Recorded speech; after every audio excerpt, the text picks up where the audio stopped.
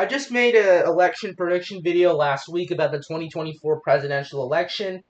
However, there's been another method to predicting the election outside of using polls and determining who wins each state, which is the 13 Keys to the White House, which has actually accurately predicted every presidential election in terms of electoral college winner, except for three elections in American history: the election of 1876, the election of 1888, as well as the election of 2000.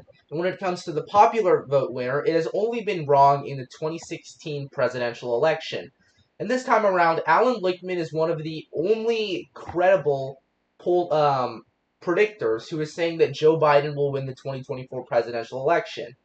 And this has caused many people who believe that Donald Trump is going to win suggest that the 13 Keys model is outdated and needs to be reformed. However, I disagree with this idea. I think the 13 Keys is still a very good way of predicting presidential election. However, I do believe that Alan Lichtman isn't necessarily predicting the winner and using the 13 Keys in the most unbiased way possible. In fact, Alan Lichtman is in many ways very biased towards the Democratic Party. He ran, I believe, for Senate in Maryland as a Democrat sometime in 2006, and he very clearly hates Donald Trump as he advocated for Trump's impeachment during his first term and actually has outright called Trump a threat to democracy and has called for Democrats to rally behind Biden and has publicly supported Biden in many ways. So it's pretty clear that Lichtman is rooting for Joe Biden in this presidential election. So if we take an objective and unbiased approach to the 13 keys, here's where I believe each of the 13 keys will go. So let's start with midterm gains. This is false. Even though the midterms were a letdown for the Republican Party, they still did flip control of the House of Representatives. No primary contest. This is true. Joe Biden didn't face a serious primary challenger. Incumbent seeking re-election. This is also true. No third party. This is true. RFK Jr. is sometimes polling in the 10%, but if you look back at 2016, Lichtman, when he was actually sort of unbiased, stated that Gary Johnson would not count as a third party candidate. And I think RFK Jr. is going to get a very similar result as Gary Johnson did in 2016. So, as a whole, I agree with Lichtman that the no third party key is true. Strong short-term economy, this is true. Same with strong long-term economy. Even though many Americans don't like how Joe Biden is handling the economy, he hasn't really taken us into a recession, and also the past two terms have been weaker than the term we're seeing now, largely because of the COVID-19 pandemic. But anyways, so far we only have one key that is false and five keys that are true. However, I do disagree with Lichtman on the major policy change. The Build Back Better programs are in no way a major policy change. If you're going to say that's a major policy change, you can say that the Bush tax cuts were a major policy change. You can also say that the Omnibus Reconciliation Bill of 1993, which raised taxes and contributed to a balanced budget, is also a major policy change.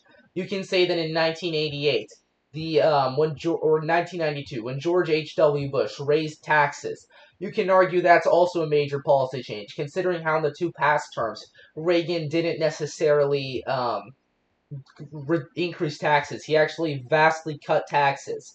So this is probably the most subjective key of the 13 keys, which is the major policy change. But the Build Back Better programs are in no way a major policy change. It's not even close to comparing it to something like the Tax Cuts and Jobs Act of 2017, which substantially reformed the tax code. It's not Obamacare, and I would argue it's probably even less than the Bush tax cuts, which weren't considered a major policy change by Lichtman. So now we get to no social unrest. I actually think this is false, because if you look at the attempted assassination of Donald Trump, that has certainly got him a lot of sympathy, and it does show that there is a lot of political violence in the United States today. So, no social unrest. To me, this is false. And I know there are past assassination attempts on presidents, but in this case, Donald Trump actually would have died if he hadn't slightly moved his head, so I'd say this key is false. No scandal. This one is also false. Lichtman says this is true.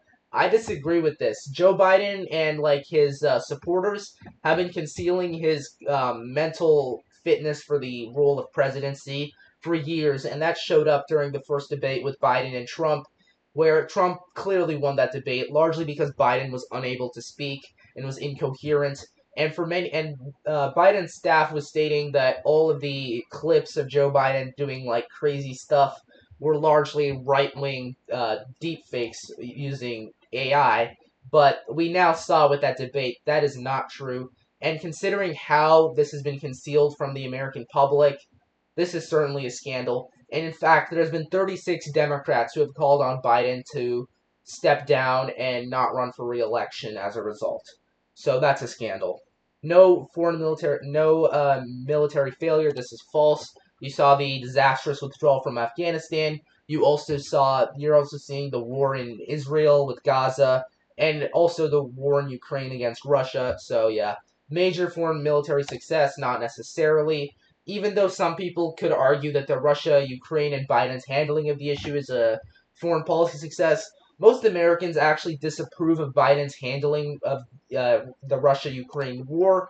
Plus, if you were to argue that, then you could say that Donald Trump's resolving of issues with North Korea and sort of like de-escalating tensions would also be a major foreign policy success in 2016.